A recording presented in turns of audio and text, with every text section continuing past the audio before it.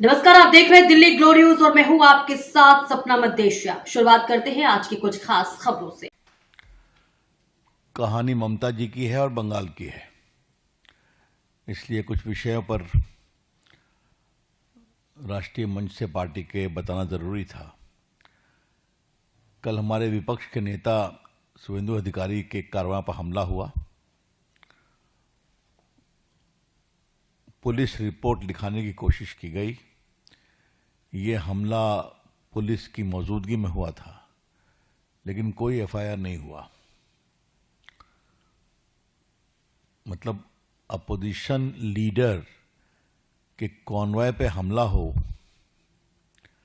तो आप समझते ही हैं। मुझे याद है एमपी के एक डेलीगेशन में हम लोग संदेश खाली गए थे, तो वहां अगर मेरी सिक्योरिटी और सीआरपीएफ नहीं आती तो हम लोग घुस भी नहीं पाते। तो ये बंगाल में चलता है, आपको मालूम है। ममता जी कह रही हैं कि हम जो दफ्तर में गए थे, आईपैक नाम है ना, वो हम चीफ मिनिस्टर के रूप में नहीं गए थे, टीएमसी के अध्यक्ष के रूप में गए थे। अब ये लॉजिक तो हमने आज तक सुना ही नहीं। कल जो हमने यहां प्रेस की थी, इस विषय को उठाया था, उसका उनका जवाब आया है। Mamata ji, you are the chief minister and you are the head of your party, लेकिन आप मुख्यमंत्री हैं, और मुख्यमंत्री रहते हुए एक प्राइवेट प्रॉपर्टी में जाने की क्या मजबूरी थी? इसका जवाब को देना पड़ेगा। अभी तक आपने कुछ नहीं एक्सप्लेन किया कि न वो आपका पार्टी का दफ्तर है, न वो आपका दफ्तर है, न वो आपका निवास है, न पार्टी किसी नेता का निवास है। वो एक कंसल्टेंसी फर्म है। और दूसरा, इतनी मजबूरी क्या आ गई कि आप एक हरे रंग के फाइल को छीन करके भागी? और तो और देखा होगा कि उनके साथ पुलिस कमिश्नर भी थे, पुलिस कमिश्नर भी थे, डीजीपी भी थे।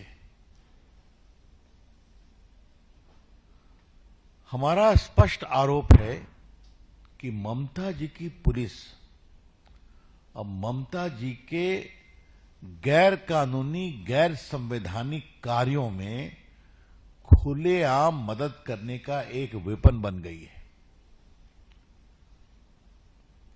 We would like to assert very clearly and categorically that the entire police infrastructure of Bengal has become a weapon in the hand of Mamta ji for all her shameful, unconstitutional, unethical and undemocratic activities. दूसरी बात कहनी है, ये क्यों होता है? ये quid pro को है।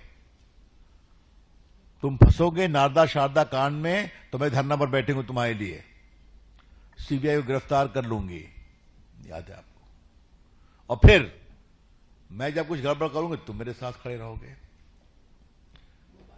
लेकिन सबसे तो मुझे रोचक कहानी लगी, आपने टीवी में कल देखा होगा कि बंगाल की पुलिस इतना फाइल लेके तेजी से भाग रही थी, निकल रही थी। ये हम भी परेशान हो गए कि ममता जी तो फाइल लेकर निकल गई होंगी, नहीं, और उसके चेहरे पर घबराहट दिखाई पड़ रही थी, जैसे वो रश कर रहा था उनके कॉन्वॉय में रखने के लिए। तो क्या हो रहा है? There is something very seriously wrong in this whole exercise. बहुत सस्पिशन है, बहुत संदेह है। ममता जी, क्या छुपा रही हैं आप? क्यों छुपा रही हैं आप? ये सिर्फ उनके उम्मीदवारों का नाम और रखने में हम लोग सब लोग कंसल्टेंसी फर्म को नियुक्त करते हैं, कंसल्ट करते हैं, तो ऐसा क्या सीक्रेट था वहां पर? अगर आप किसी को उम्मीदवार बनाएंगी तो घोषणा करेंगी, बहुत सिंपल सी बात है। तो सीक्रेट क्या था? आज आपकी मीटिंग यहां होगी, आपकी मीटिंग वहां होगी, ये पब्लिक नॉलेज होता है, विज्ञापन आता है।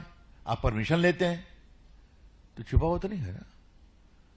तो ये स्ट्रैटेजिक कंपनी में क्या स्ट्रैटेजी पक रही थी? स्वाभाविक है, जो मीडिया में चर्चा हो रही है कि गोवा का इलेक्शन आसनसोल कोल सिंडिकेट, कोई मिस्टर माझी, दुबई, ये सब काफी चीजें आ रही हैं आस्ते आस्ते और आएंगी। इसलिए ममता जी को घबराहट है और हम भी आस्ते आस्ते खोलेंगे, जरूरत पड़ेगी तो जोर से खोलेंगे। लेकिन कुल मिलाकर के अभी तक ममता जी की तरफ से कोई ऐसा स्पष्टीकरण नहीं दिया गया कि ऐसी क्या मजबूरी थी कि उनको दौड़ते हाँफते उस फ्लैट में 11वें फ्लोर पे जाना पड़ा और एक पूरा फाइल लेकर खुद निकली और बाकी पुलिस लेके निकली।